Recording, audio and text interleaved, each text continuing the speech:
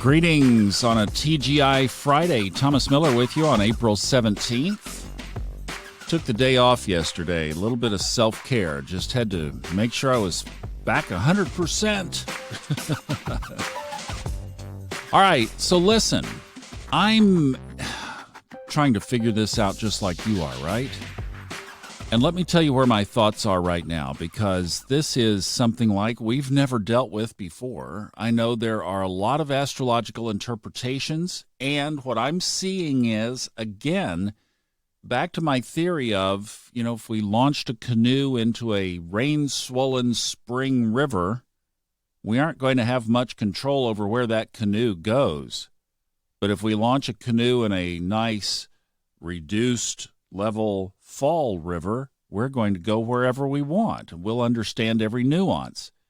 Well, that's what we did all of last year, is we were floating on a much different river. Now we're trying to do daily commentary on a river that is basically carrying us along. But I think we need to be looking at this astrological chart very carefully and every day. In fact, I'm starting to look at all of the major points that happened this year, all of the retrogrades, all of the sign changes, everything for the rest of the year. And I'm doing it very slowly, so I'll get that probably next week, and when I do, we'll talk about it. But just to review again where this energy goes. But look, at the beginning of the week, we had very ominous energy forming, with these squares between everything happening right there at the cusp of Capricorn and Aquarius, square the sun in late Aries and even over to Uranus at 6 degrees now, Taurus. So I was saying earlier in the week, and we were saying, let's just hold our harmonics high through this. And if you did, great. You were contributing to the energy. Now what are we seeing?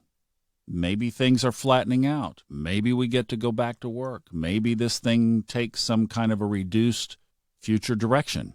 I read the guidelines that were announced yesterday. This is what I'm referring to, for those of you internationally, is President Trump announced guidelines of a 3-phase plan to get most areas back up and running.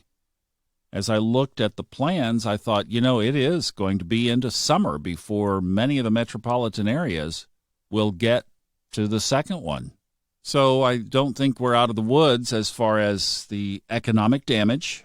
That's obvious that it's going to continue, and that will lead to social unrest, and that fits the astrological chart. But what I'm looking at now, and I don't know that I have the answers here, is what energy is the most dominant. So I was thinking back to Saturn and Pluto. Now we know historically and in every other way, that was the big one. Then we had the conjunction with Jupiter and Pluto.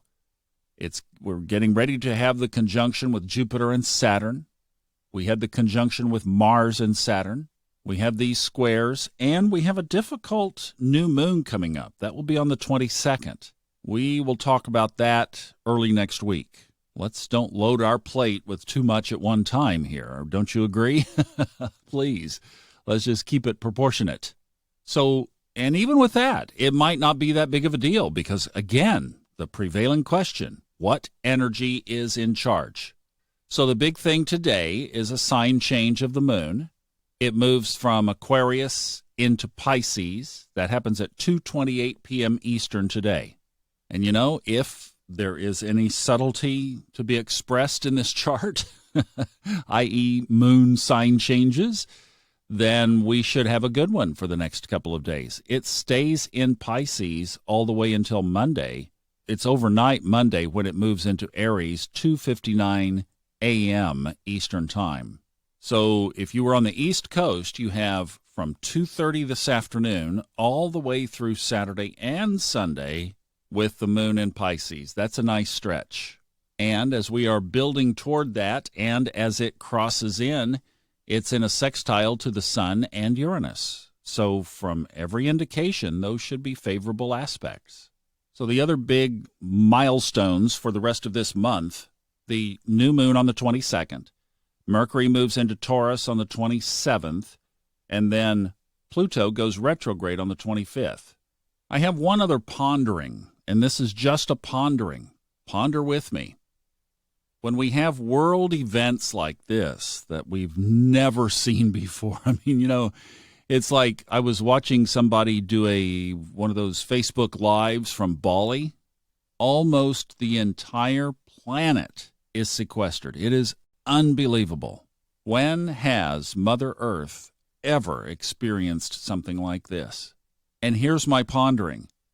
How do the stars reflect that? Or how do the stars share in that? I think I mentioned last weekend we went for a walk or it might have been the weekend before, but just feeling the earth, putting the feet in the grass and walking in the grass and connecting with the earth, I could feel pain. The earth was hurting and the earth was wanting love. Could feel it very clearly. So in that kind of a situation, I wonder how the planets are relating to this. Was this something that Saturn and Pluto kicked off on January 12th? And maybe now we are just, the motion started and now we're just kind of in that free flow. And the planets are watching. And maybe their own movements, I don't know. It would be interesting because as we're so sequestered, what are you feeling? In other words, does the moon in Aquarius have any effect on you? Have you felt that? These very powerful squares should have shown up in the headlines. They didn't. So I don't want to take any more of your time today. We'll just keep unpacking these things as we observe and watch and question and ask and just wonder what really is going on and how is astrology working and fitting into this right now. These are just incredible, wonderful, amazing times to watch and participate in. I'll tell you, a lot of textbook stuff is being rewritten right now. That is for sure. All right, have a good TGI Friday. We'll get back together over the weekend as the news allows or requires. And otherwise, if we don't have anything else to cover, then I'll see you on Monday. And we will certainly kick off next week because it's going to be a big one. It's going to be a busy week. All right? Have a good one. Take care. Bye-bye.